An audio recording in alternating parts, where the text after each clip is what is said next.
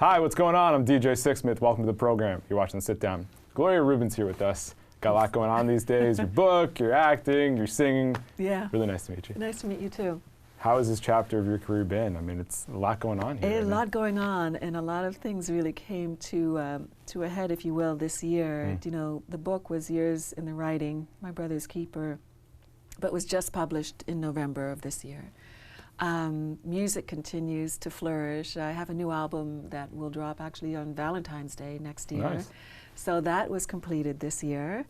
And acting continues to roll along with, you know, with Mr. Robot and City on a Hill is being picked up. It's nice when that happens, right? Yeah, it is nice when that happens. So, and you know, other things to be continued in terms of the acting world. I do have some ideas about developing a couple of projects. So, yeah, it's been a very creative, fulfilling time. The writing is new for me, though. Not new in the way of actual writing. I mean, I've always been a journal keeper, if you will. How long are we talking here with the journaling? Well, you know, I'm about 82 years old, so for about the last 70 years.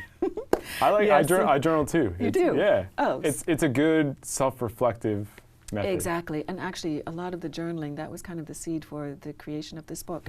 But since I've been 15, really, since my teenage years, I started journaling, and it really helped a great deal with, you know, processing a number of different challenging things, and continues to be. Today, you know, these days can be quite hectic and fulfilling, again, creatively, but I have a tendency to sometimes, you know, that metal on metal, that kind of, where you grind it down to the bone thing. So when I don't journal for a few days in a row, or if it's a few days between journaling, I can definitely tell that, and I live alone, you know, I live alone, so I can tell when that little hamster wheel is going a little bit too fast. You just want to slow that it I down. need to slow down and write this stuff down just to get it out of my head, and then I can kind of clear the slate and clear the palette and continue on this mad, wonderful roller coaster ride. How long do you usually take when you're journaling? Like, is it a few minutes at a time? Is it 30 minutes, an hour? Like, how long do you usually go for? Yeah, usually not as long as I would like. In the mornings, it's always in the mornings for me. So a good 20 minutes, at least 20 minutes. Yeah, you kind of need that time to settle into the day. Absolutely. Get everything out there from the previous day, and then just start fresh. That's exactly right. And you know, I'm an early riser naturally, so it's really conducive to the quiet, being surrounded. You know, the city always has that hum, that buzz. It doesn't matter what time it is. For the most part, exactly. For the most part, it's pretty quiet. So I find that really helpful to start the day that way. Yeah, definitely. So you mentioned the fact that this was years in the making here. It's obviously emotional, and losing your two brothers here. So what was it like going through that personally for you, and then taking that and putting it on the page and sharing it with the world? That there's a lot going on there. There's a lot going on. It was a little terrifying, frankly, to put it out there, because it's very bare. It's pretty raw, and it's pretty, it's very intense. Yeah, and I'm sure it's a vulnerable state to put this story out there, and also to relive those emotions again. Yes, but you know, therein lies kind of the beauty of it, yes, because my little brother David died many years ago, a few days before his 22nd birthday, and he was the one that was the only one younger than me. And unfortunately, he took his own life. So there's always that kind of unresolved thing. Right. And Dennis, my oldest brother, passed away suddenly a few years ago from a brain hemorrhage. So, you know, both very extremely sudden and devastating individual in their own right, if you will. So, you know, I write about their lives and about my life with them, and about this space and the years in between, about how Dennis really took me under his wing.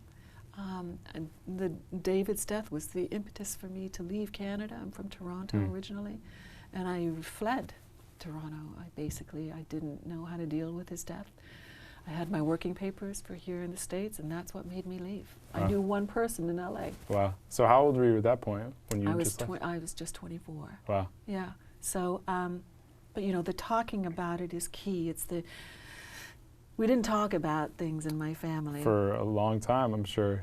A lot of families went through that, but that makes it even harder, I feel like, when you don't talk about things in your own family. That's exactly right. So to not be able to process it with the immediate surrounding, you know, the people with whom I was closest, made it even more painful, kind of even more isolating.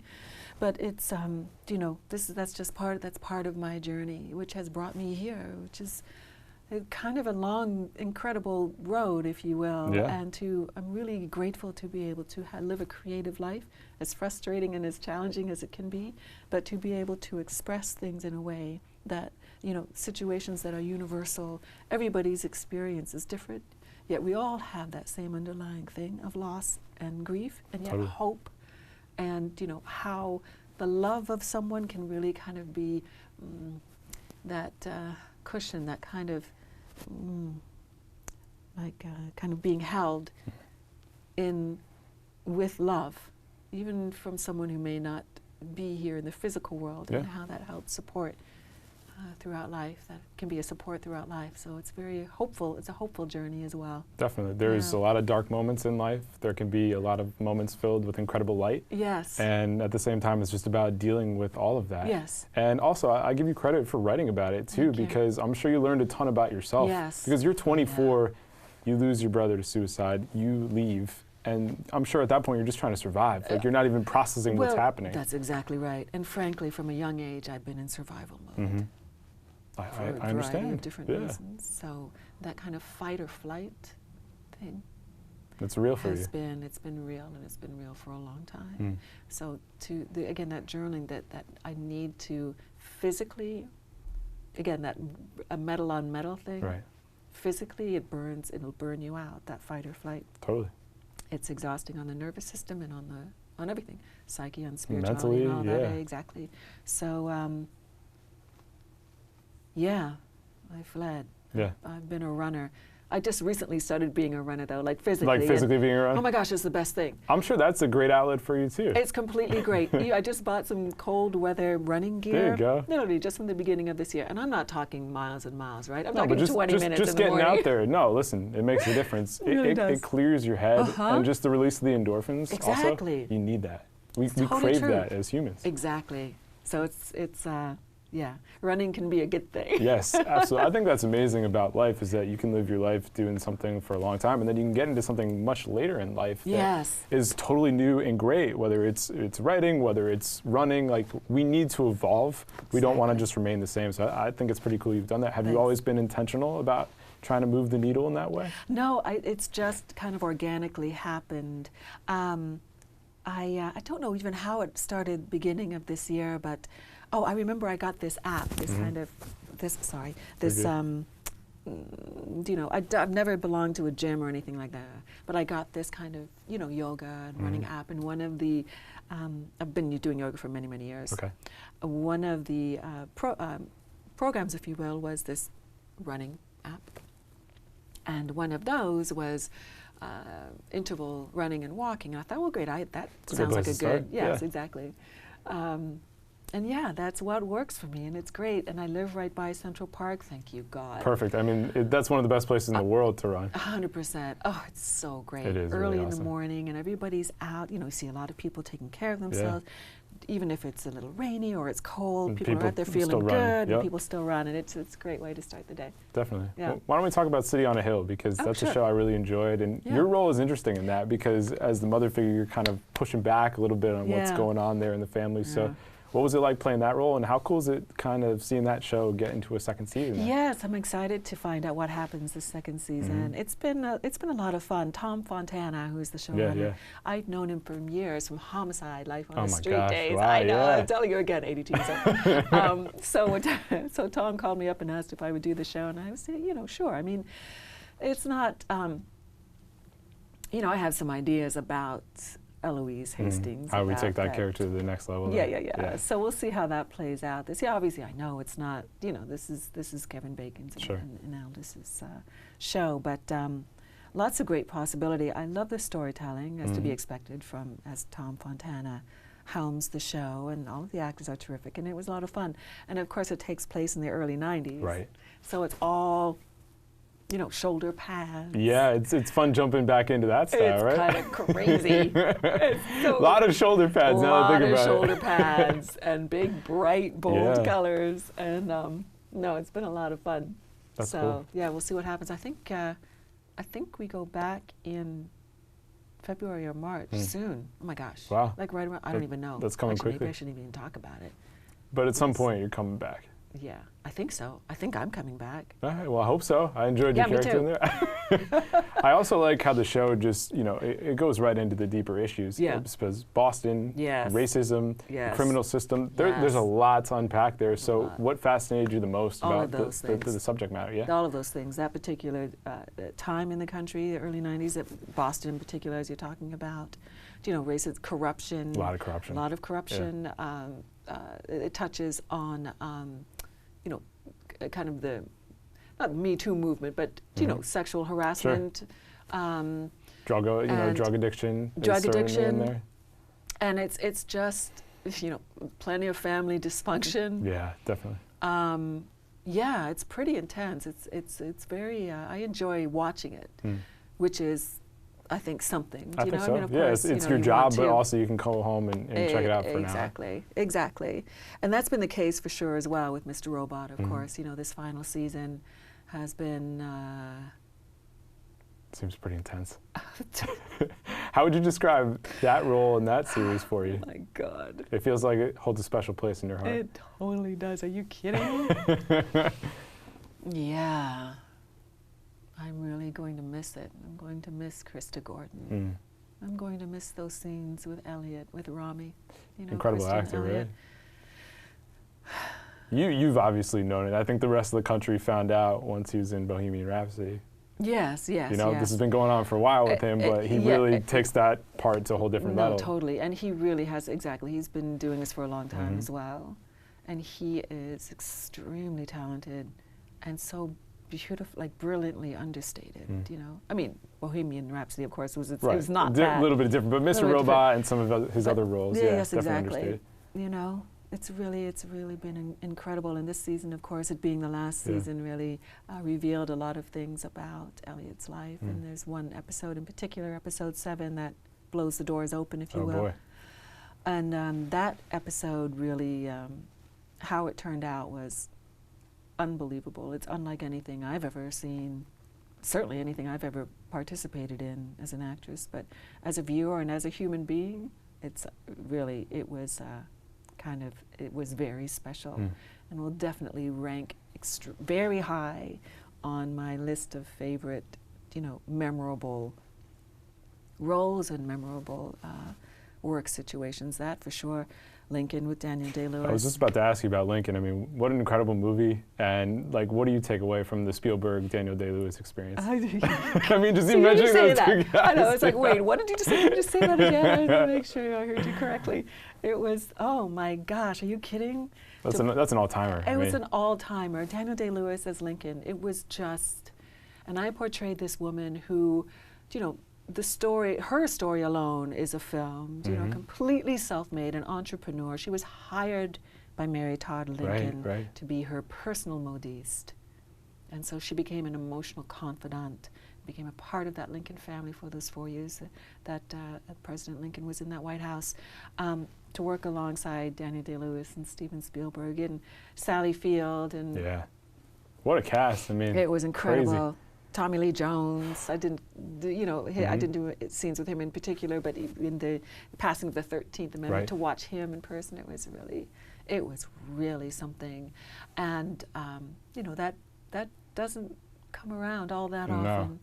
So I'm curious to know what's next, because, you know, I find that as how do I say? There's a line in a song called Here's to Life.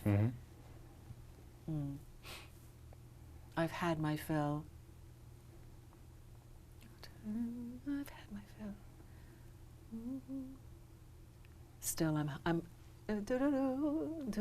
hungry still. I've had my fill, but I'm hungry still. Yeah, I think that's probably a perfect way to describe where you're at in your career. You've done these great things.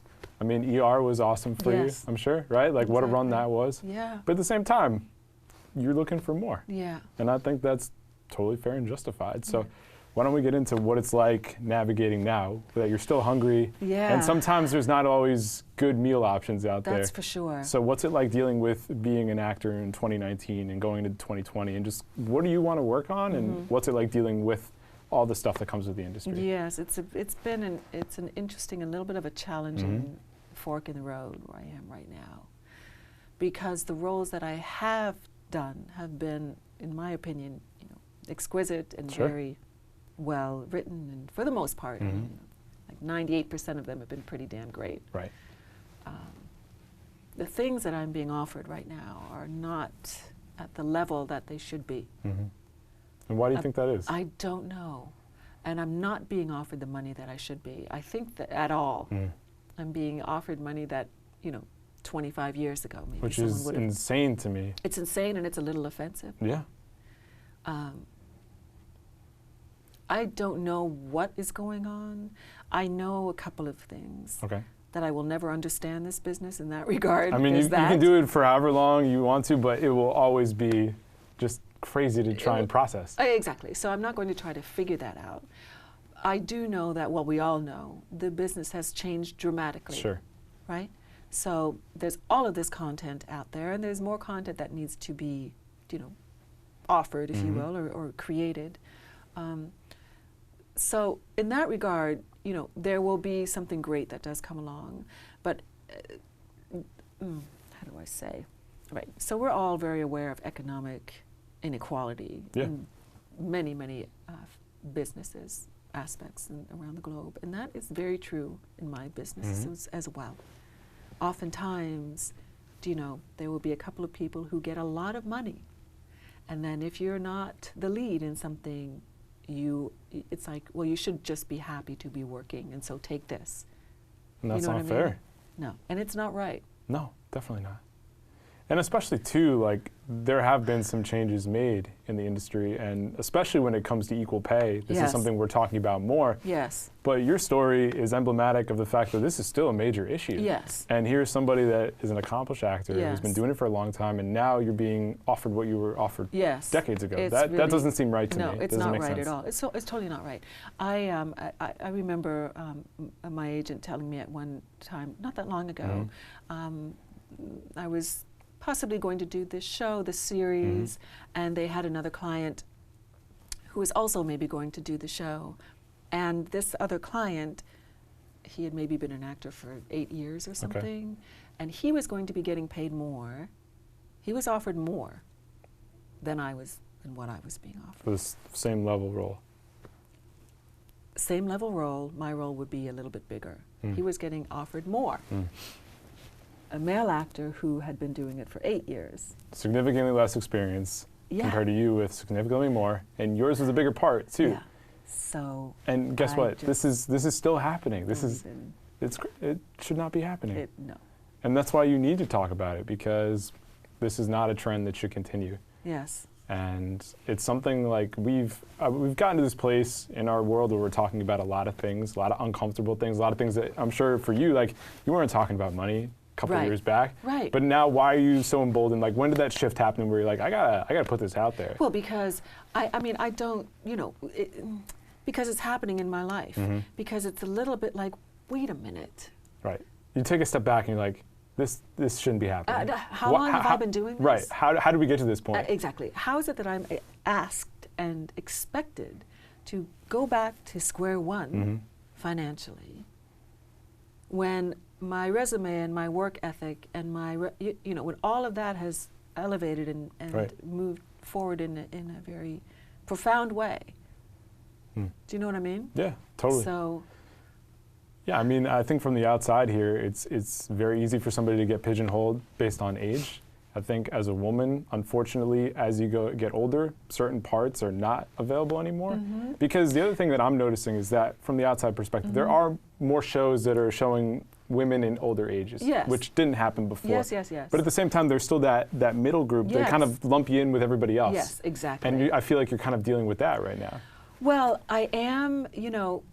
And I know it's a painful thing, and it's a difficult thing to deal with. Well, it's challenging. Yeah. You know, I've met up against plenty of challenges before, so I won't let it.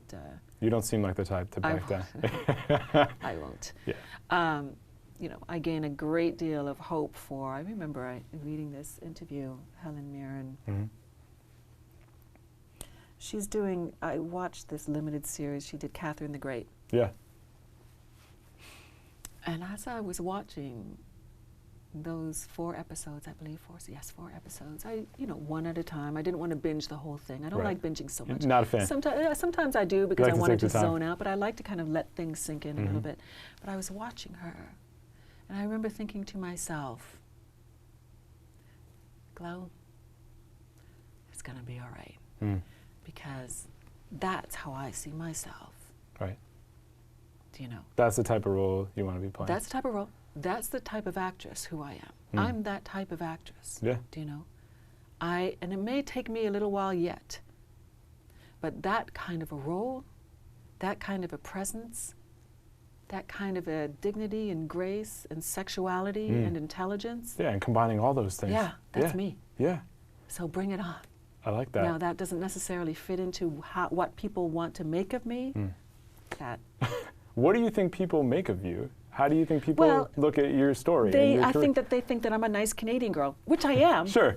But not so much anymore. New York beats it out of you. So, with all that being said, I can totally understand that part of it too. What about the idea of like writing your own stuff, teaming up with the right people? Because it feels like that's making the inroads and dealing with all this BS. Yeah. No, believe me, as I had mentioned a little bit earlier, yeah, that's definitely something that I'm looking at doing. And I have a couple of very specific ideas in mind. I like that. Let's see now. Hopefully, let's just say maybe a year from now. Maybe things are a little different. We'll meet again. Yeah. And I'll have a new addition to tell about my story. I look forward to that. Me too. That'd be cool. So when you think about the next chapter of your career, you mentioned the fact that you want to do more things. What are different types of areas you'd love to play around with? So Catherine the Great, like that would be an amazing world to live in. What are some other, like, is it period stuff? Is it something current day? Like what piques your interest when it comes to these types of roles? Yes, period stuff for sure. I think that there is a natural, I'm drawn to that kind of elegance. Personally, I am. So elegance and yet strength, and do you know what I mean? That heightened, that an aura that kind of in chief, if you will. Right. To be powerful, and yet to have sexuality, and yet to have an elegance. Yes, and to have a femininity, all of those things. Sure. I can't tell you how many scripts I read where the description is, you know, late 40s, tough as nails. So, like, oh my God. Right, like we get it. Really? Okay, so I know exactly. It's literally just like, seriously, here we go again. There's that, you know, got to be a tough broad. Strength can be revealed in many, many other ways. Absolutely. Right? That kind of quiet strength can be extremely powerful. So, period piece, yes, a political piece, I have an idea for. There's a lot to bite off. Current day, going in the past, obviously. More writing for sure. I'm working on a full autobiography. Nice. You got a story to tell, that's for sure. Yeah, and more music. I mean, in terms of, well, frankly, all three, boy, I tell you what, a dream would be to be living overseas, playing the piano and singing everywhere I can. Just, you know, it's a great thing about when you can accompany yourself. You can go anywhere in the world. You got to make that happen at some point. Come on. Got to make that happen. And writing, of course. Those two things, obviously, anywhere in the world. And then I'd love to, you know what I would love to do is get a limited series that films in London or Italy or France or Spain. Right, so you got the bills taken care of, but you can also go on this sojourn and really just let loose. Exactly. I feel like there's more stuff happening internationally too. Yes. It's just about finding the right situation. I know, that's right. So all of that being said, you know, part of my journaling, circling back to the journaling part of my life, it's a great way for me to write down, to be specific about what it is that I would love to see manifest in my life. Yeah, and then to look back and say like, oh, that actually happened. And guess what? It does happen.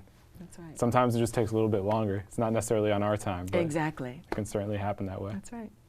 Well, Gloria, really nice to meet you. Nice to meet you as well. Thank you so much. Your book's out now, right? It is out now. Check out Gloria's book. If you haven't watched City on the Hill, check her out. Mr. Robot, she's everywhere, and the music as well. And the music. Can't forget about that. For Gloria, I'm DJ. See you next time. You're on The Sit Down.